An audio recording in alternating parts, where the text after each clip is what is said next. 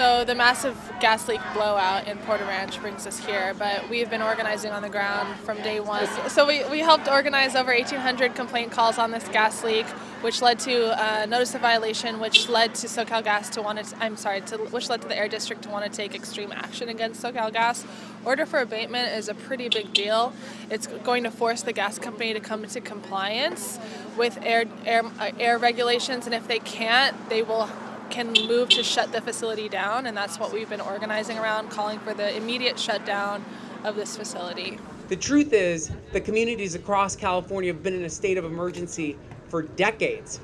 5 out of the 10 most polluted cities in this nation are here in California.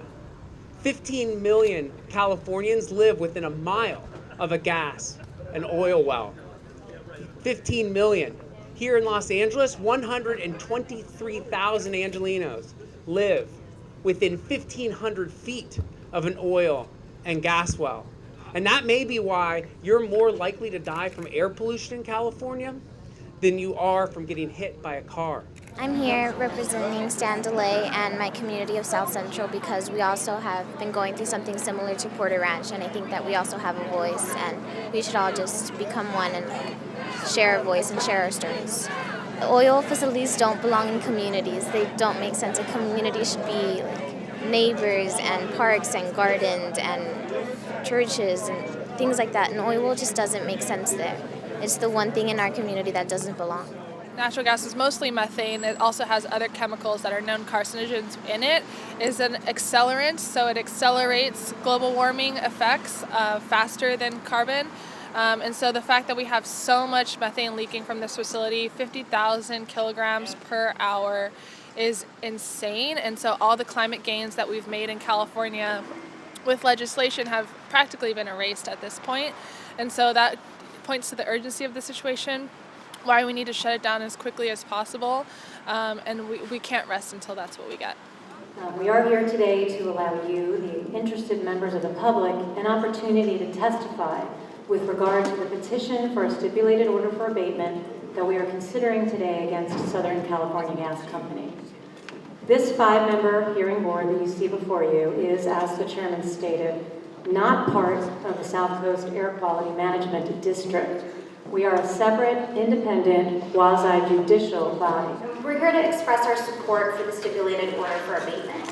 As of last night, I received over 5,500 comments from our activists here, and I've submitted those for the record.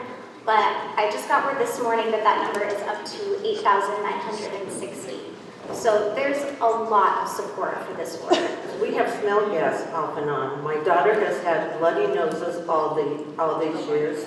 She's now 37. She moved away and went to law school in New York. She didn't have a problem, but before that, she even had nose surgery. We cauterized her nose. We did everything, and nothing helped.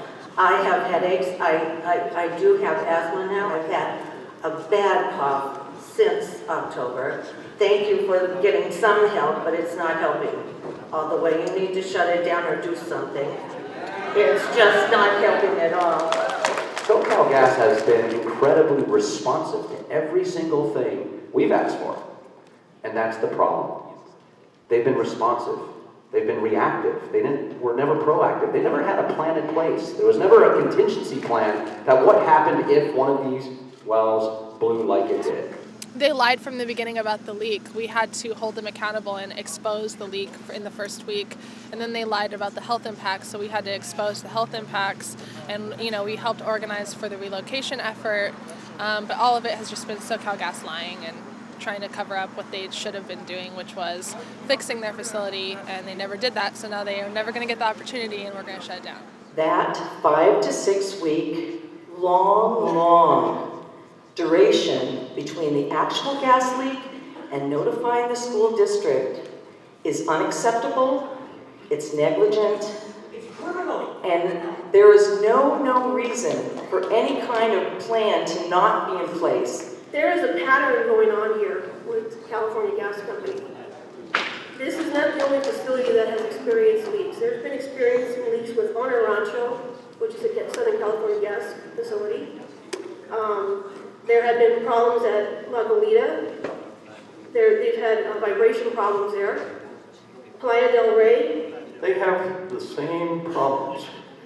We would like to have the order of abatement applied to all Southern California gas storage facilities, consistent with the request by the governor that there should be something in the way of regulations on gas storage, but there doesn't seem to be. So we're quite concerned about that.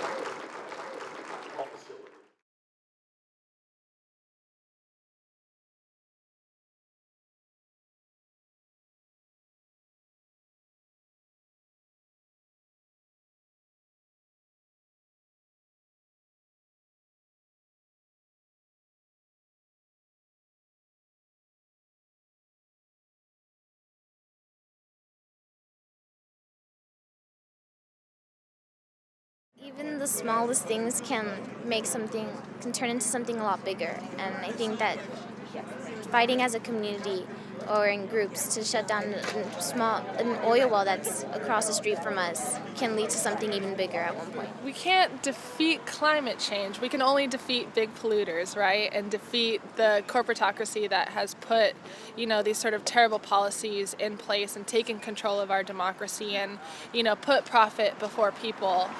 So we need to organize the mass people movement that we need to, shift those values back to, working for the people and working for our future and getting rid of the fossil fuel companies once and for all.